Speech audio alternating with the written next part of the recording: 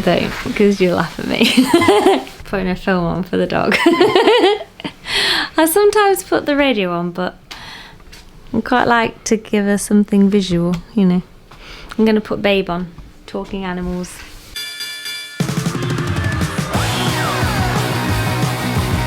Bog roll?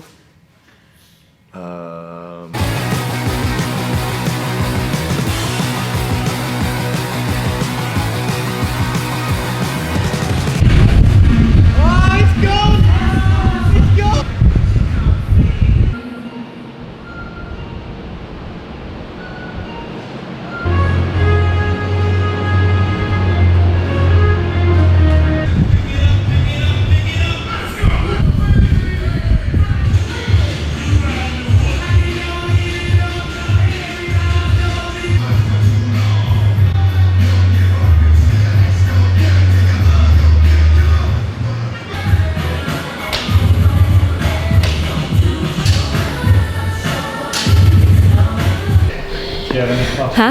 That's it. So annoyed with the chest bar. That was really tough. It was a good workout, but I think the general consensus, probably apart from Craig, was that the chest bar slowed everyone down. I was like getting so annoyed with myself. I was like, Craig, I can't do it. I was like, you can just do 5s. I did like a 2 and a 1. I was like, oh! We do a lot of strict work, but we haven't practiced kipping a lot, have we? So. And Craig, first time we've included deadlifts in a WOD for 1 whole year. You know what's funny, team, is like, I'm confident pulling 170 off the floor and trying to get under it in a clean. I'm confident at like cleaning 140, 150. Confident at squatting 200. Deadlifting 80 kilos, touch and go. That's the last thing that I've actually brought back.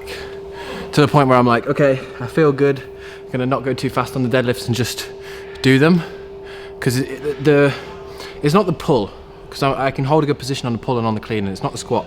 It's when I come off the floor and my back has to, you kind of like, it's like, it's the touch and go phase for me, which is like the thing that affected my back the most, so it's nice to just add that back in. It felt pretty terrible, but it was good. But yeah, it was fine. You did it steady, you did it controlled? Just about, yeah, as Jazz was saying, just about, like, honestly, we haven't been programming it that much because we've been working on the strict strength. And like, I'm gonna say it here on the vlog, like, chest to bar and pull-ups, I don't like them for my shoulders. Like, they're a good move in CrossFit and they're good stuff, but like, there's no lie. Like, bar muscle-ups, no. But that falling through on the pull-ups, yes. So I don't like to program them in too often. Like, as we get more towards the open, we'll be doing a lot more volume of them, but I'm still maintaining the strict strength stuff. Because to be fair, that's more valuable around the shoulders and making them more stable.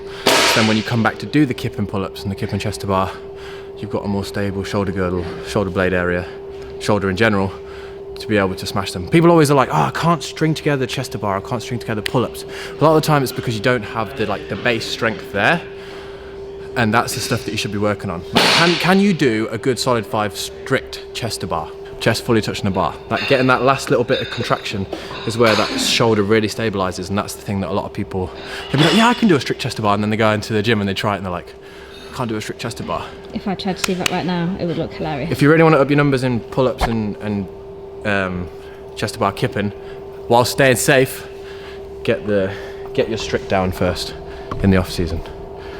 He'll come out of the off season being able to do 140 chest to bar unbroken.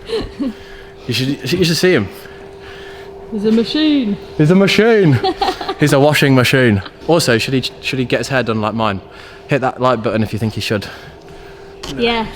It's all about the sides. Shave it. Shave the sides. Shave the sides. We were talking about it yesterday, and he was saying that Calm Porter has like only a little bit shaved down here, and he was like, I really like it. So. Get behind that. But it's Calm Porter, so he can make anything look good. You know what I mean? I'll do it, and then I'll be like, oh no. I wish you looked like Calm Porter. I wish I did. I wish I was just a little bit more like him in every way. Right, I need to shoot off. You're the gym owner and a fireman. That's true. Can we get a beer fridge? Yeah, let's do it. I'd be keen. But we have to have a licence. Yeah, probably. Don't we? All these boring regulations. Let's see if we can do that and sort it out. We did actually speak about it once, having like a little secret beer fridge, and if you turn up to the last class on a Friday evening, we'll crack open a sneaky beer. But sounds like a great. Yeah, maybe need to get a licence or something. Use a licence for these. Yeah, that's true.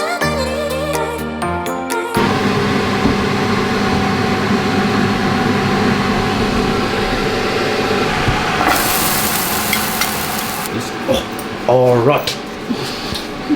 She's now 19 kilos, nearly 20. Well, now you're nearly a plate, a big plate, big blue plate, big blue plate. Oh. Quickly, whilst we're in the kitchen, there's a guy called Igor Kilmanov or something. He's a Russian weightlifter, and he did this in his kitchen. Would you trust yourself to snatch 160 in your kitchen?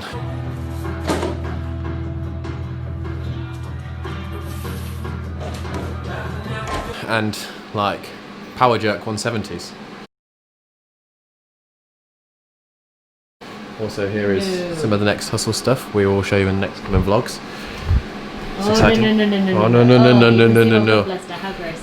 Anyway, back to. Here I'm going to carry on my pull-up rant. I'm going to be down here in the corner, wherever I am. This vlog isn't bashing the way that CrossFitters do pull-ups, that like I do pull-ups. That we as a community do pull-ups. And I'm mostly talking about butterfly, the way that you fall through. You can see me doing them here, the way you fall through the bar. Like kipping's a little bit different. I feel like it's got less shearing force on the shoulders and you're less vulnerable. Although if you're a coach in a CrossFit box, or if you're someone that's going to a CrossFit box and can't do a couple of strict pull-ups and you're trying to do kipping, I really don't think it's good for your shoulders. Like it just isn't. One of my pet peeves is walking into a CrossFit box and seeing someone that can't do a pull-up strict do kipping. If you can't do a strict pull-up, there's loads of variations in terms of banded, ring rows, and other movements to build up the shoulder girdle and the shoulder strength and the lats and the arms. And yes, it may be frustrating seeing people in the box do like all these kipping movements, but in the longevity of it, and if you want to do this for long term and you don't want to be injured, you got to get that stability in around the shoulders, and it's the perfect opportunity if you can't do pull-ups strict to really work on them. And like, don't get me wrong, whilst you're working on the strict pull-ups, yeah, maybe once a week, practice a little bit of technique with kipping, but don't rely on them. Please do put down in the comments down below if you agree with me or if you don't. But a good little example of talking about like keeping capacity. Capacity comes in many ways, and like, yes, you do need to train these certain movements, especially when you're coming up to the open, because they're more than likely going to show up. But a good example of kind of like maintaining capacity in the off season is, you've probably seen me for the last 9 or 10 months just do strict pull-ups. You haven't seen me do any kipping.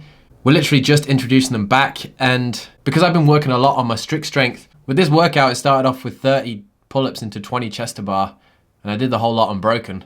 And it felt good because it was the movement pattern mixed with the strength that I'd been building. And then I had to split the 10 bar muscle ups after that into 2 5s just because my grip was going. And talking about another one of my pet peeves actually is when people are like, oh, you can't build muscle doing pull-ups this way. You're wrong. This photo was actually taken after this workout. And when you compare normal pull-ups, strict, to butterfly and kipping pull-ups, I find that my brachioradialis, the muscle that goes around the side of my biceps, because of the increased volume that you can do when you're butterflying, as well as my lats and my grip, they get just as smashed as if I'm just doing normal strict pull-ups. It's just a different stimulus and a different way of doing it, which you could argue is a better way to build muscle. You know, you do your strict pull-ups and you hit it that way, but then also you do this extra volume work. And as the bodybuilders like to say, keep the muscle guessing. Whatever that means. What am I doing today? So basically, to answer my question, are kipping and butterfly pull-ups bad for you and your shoulders? No. Are they bad for you and your shoulders if you don't have the stability around the shoulders and you're just attempting it for the whack? Yeah. You know, the way I look at it, sometimes it's like, and this is the way I want other people to look at it, especially the kipping and butterfly pull-ups. The strict work is like just squatting. Like doing heavy squats to build that foundation in the legs. The kipping work is like everything else you do with the legs, you know, like the lunges, the squat cleans, whatever that may be, but the foundation and the squat, which is the strict pull-up, is always the most important part, or should be in your training.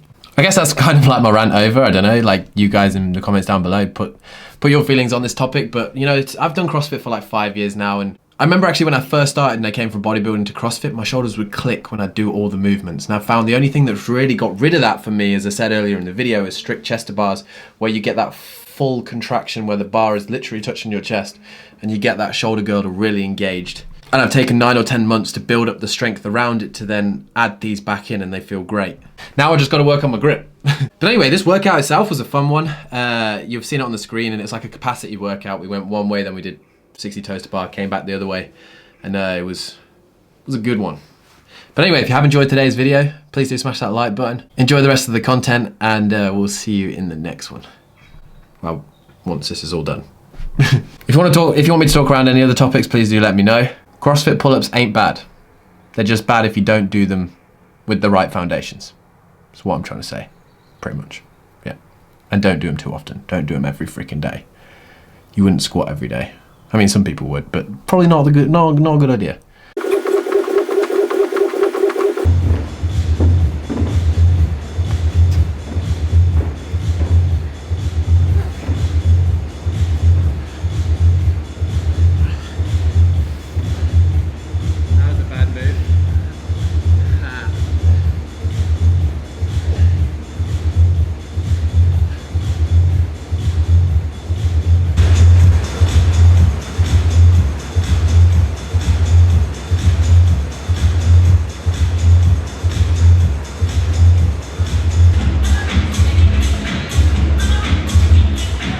Chalking up for handstands.